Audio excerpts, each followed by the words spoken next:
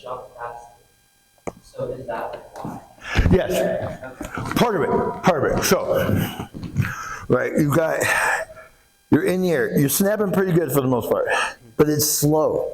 It's going like that, and then relaxing, and then you come in the bottom of the plie, and now you've got nothing to go off.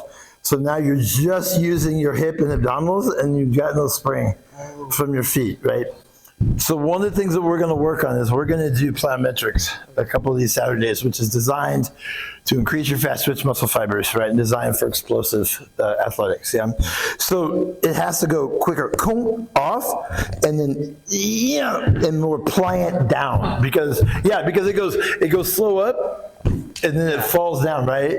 And so it doesn't give you anything to go from there. So as you're going, you want to be up and up, not right.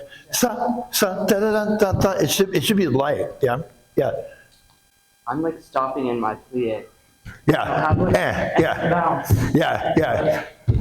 So I talk all the time, and I don't know if I don't have you in regular class anymore, but I talk a lot about, those little personal trampolines, those cool little round ones. Oh, yes. And you're right, you bounce.